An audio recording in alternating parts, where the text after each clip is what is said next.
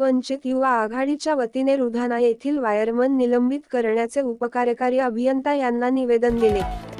संग्रामपूर तालुक्यातील रुधाना व काना येथील घटनेविषयी 26 ऑगस्ट 2024 रोजी वंचित बहुजन युवा आघाडीच्या वतीने उपकार्यकारी अभियंता यांना निवेदन देण्यात आले। आधी वायरमन यांना माहिती दिल्यावर सुद्धा संबंधित वायरमनने लक्षच दिले नाही, म्हणून एका निष्पाप मुलीचा कट लागल्याने जीव गेला। प्रमुख मागण्या त्यामधील मागणी क्रमांक 1 संबंधित वायरमन निलंबित करा।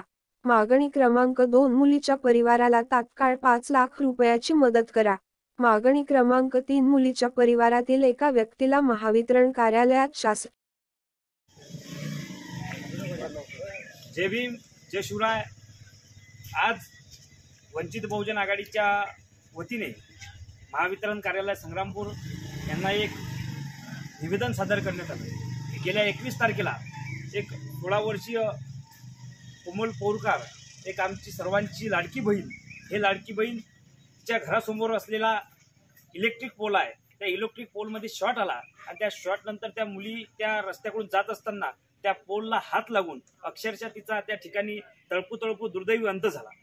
याच्या मागची पार्श्वभूमी अशी की याच्यापूर्वी सुद्धा या संबंधित महावितरणच्या वायरमनला याची कल्पना दिली होती की या इलेक्ट्रिक पोलमध्ये शॉर्ट आहे, हा एखाद्या दिवशी आमचा मृत्यू बनू शकतो, अशी माहिती दिल्यानंतरही सुद्धा जाणून बुजून त्या वायरमनने त्या पोलच्या संदर्भातला कुठला निर्णय घेतला नाही। महावितरण कार्यालय संग्रामपूरला त्या पोलमध्ये शॉर्ट आहे असं कुठल्याच प्रकारचं माहिती सुद्धा या कार्यालयाला दिली नाही। त्याच्यामुळे 21 तारखेला हे आमची लाडकी बहीण या ठिकाणी आमच्यामधून निघून गेली। अक्षरशः या परिवारावर हा झालेला एक फार मोठा घात आहे। या संदर्भातलं निवेदन आम्ही या ठिकाणी घेऊन आलो की जे कोमल नावाची एक 16 वर्षीय नावाची मुलगी आहे, त्या मुलीला या ठिकाणी जो इलेक्ट्रिक पोलच्या शॉर्टमुळे जो त्याचा मृत्यू झाला, त्या मुलीच्या या कार्यालयाकडून त्या मुलीच्या परिवाराला कुठल्याच प्रकारची मदत झाली नाही। त्याच्यामुळे आमच्या मागण्या आहेत की त्या मुलीला त्या ठिकाणी त्यांच्या परिवारातील सदस्यांना या ठिकाणी 5 लाख रुपयाची मदत व्हावी।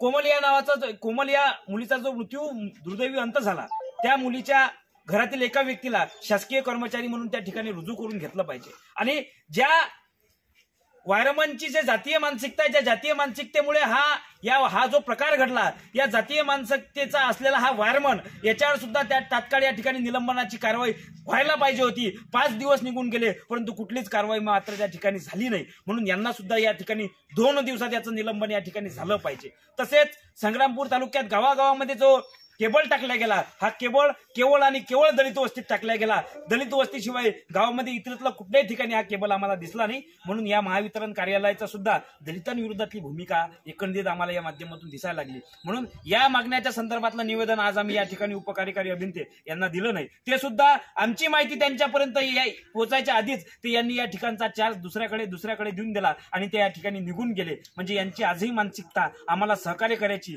किंवा आम्हाला न्याय देण्याची या संदर्भातली दिसत नाही। म्हणून आज आम्ही या समस्त बांधवांसह समाज बांधवांसह या ठिकाणी आलोत। आम्ही निवेदन दिलं, आमच्या मागण्या जर येत्या 2 दिवसामध्ये या शासन प्रशासनानं आणि या मस्ताळलेल्या अधिकाऱ्यांना मान्य केल्या नाहीत आणि आम्हाला या ठिकाणचा न्याय आम्हाला दिला नाही, तर आम्ही सर्व वंचित बहुजन आघाडी आणि समाज बांधवांच्या वतीने याच कार्यालयाला या ठिकाणी टाळं ठोकून हे कार्यालयातील खुर्च्या आणि हे कार्यालयाचे काच आम्ही या माध्यमातून फोडल्याशिवाय राहणार नाही, असा इशारा या विभागाच्या वरिष्ठ अधिकाऱ्यांना आणि या मस्ताळलेल्या अधिकाऱ्यांना आम्ही या ठिकाणी देतो। आम्हाला फक्त न्यायाची अपेक्षा आहे, आमचा उद्रेक पाहू नका। आमचा उद्रेक जर झाला तर हे कार्यालय या ठिकाणी दिसणार नाही, असा इशारा या ठिकाणी आम्ही या माध्यमातून देतो।